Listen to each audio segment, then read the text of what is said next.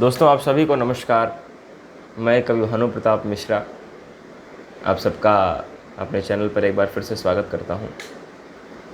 दोस्तों, पहले की तरह एक बार फिर मैं आप सबके समक्ष दिनकर जी की एक रचना जिसका शीर्षक है नील कुसुम, एक पुस्तक है नील कुसुम, उस कविता को मैं आप सबके समक्ष लेकर के आया हूं। दिनकर जी की अजेय रचनाओं में से एक कविता है नील कुसुम।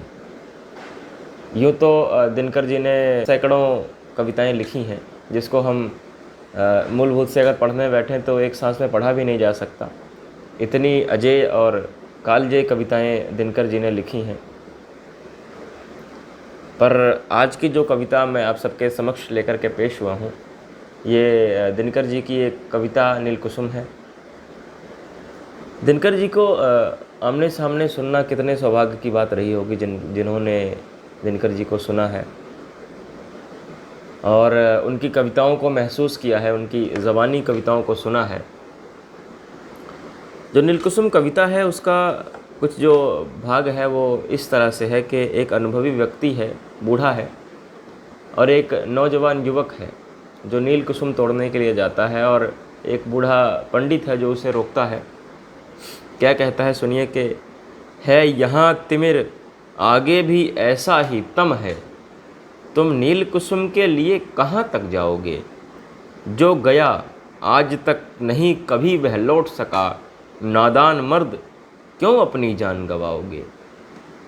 प्रेमिका, अरे उन शोक बुतों का क्या कहना, वे तो यूं ही उन्माद जगाया करती हैं, पुतली से लेती बांध प्राण की डोर प्रथम, पीछे चुम्बन पर कैद लगाया करती हैं। इनमें से किसने कहा चांद से कम लूँगी, पर चांद तोड़कर कौन महीं पर लाया है, किसके मन की कल्पना गोद में बैठ सकी, किसका जहाज फिर लौट देश को आया है। अब उस नौजवान का उत्तर सुनिए कि ओ नीतिकार तुम झूठ नहीं कहते होगे।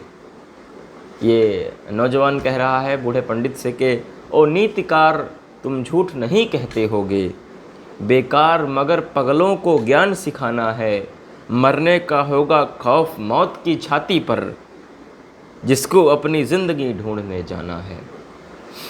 अब इसमें आगे का क्या वो कह रहा है कि ओ सुना कहाँ तुमने कि ज़िंदगी कहते हैं, सपनों ने देखा जिसे उसे पा जाने को, इच्छाओं की मूर्तियाँ घूमती मन में, उनको उतार मिट्टी पर गले लगाने को। अब नील कुसुम में आगे की बात है कि ज़िंदगी आह वह एक झलक रंगिनी की। नौजवान का यह कहना है कि मैं एक झलक उस स्त्री को देखना चाहता हूँ, अपनी प्रेमिका को देखना चाहता हूँ। ज़िंदगी आह वह एक झलक रंगिनी की, नंगी उंगली जिसको न कभी छू पाती है। आह क्या बढ़िया बात लिखी है। नंगी उंगली जिसको न कभी छू पाती है, हम जब भी हाँफते हुए चोटियों पर चढ़ते, हम जब भी हाँफते हुए चोटियों पर चढ़ते, वह खोल पंख चोटियाँ छोड़ उड़ जाती है। रंगिनी, रंगिनी की वह एक झलक जिसके पीछे, रंगिनी की वह एक झलक जिसके पीछे है मची हुई आपा आपी मस्तानों में। आह क्या बढ़िया बात देखिए उस नौजवान युवक ने उस बूढ़े बाबा को बताई कि रंगिनी की वह एक झलक जिसके पीछे है मची हुई आपा आपी मस्तानों में, कि उस रंगिनी की एक झलक देखने को यानी प्रेमिका की एक झलक देखने को कैसे मस्तानों में यानी उसके दीवानों में आपा आपी मची हुई है।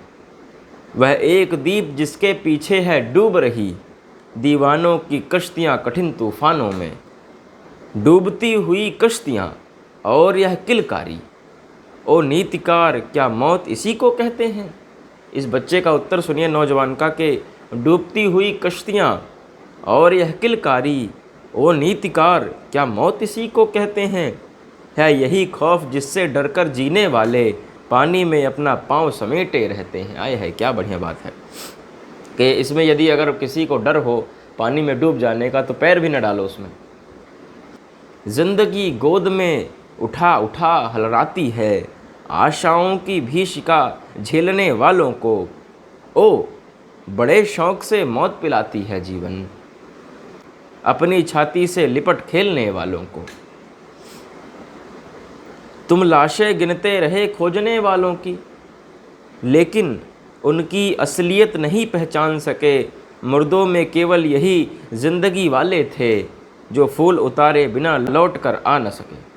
अब इस आखिरी पंक्ति में नौजवान युवक बाबा को कहता है कि मैं कुछ न ला सकूं, लेकिन नील कुसुम ज़रूर लेकर के आऊँगा, ताकि मैं अपनी प्रेमिका या उस रंगनी के बालों में उस नील कुसुम को लगा सकूं। हो जहाँ कभी भी नील कुसुम की फुलवारी, मैं एक फूल तो किसी तरह ले जाऊंगा। जूड़े में जब तक भेंट नहीं यह बांध सकूं, किस तरह प्राण की मणि को गले लगाऊंगा। क्या बढ़िया प्रसंग है कि कहता है कि जब तक मैं उस नील कुसुम को ले जा कर के उस संगनी के बालों में न लगा दूं, मैं किस तरह उसको कहूँगा कि वो मेरी है, उसको किस तरह से गले लगाऊंगा।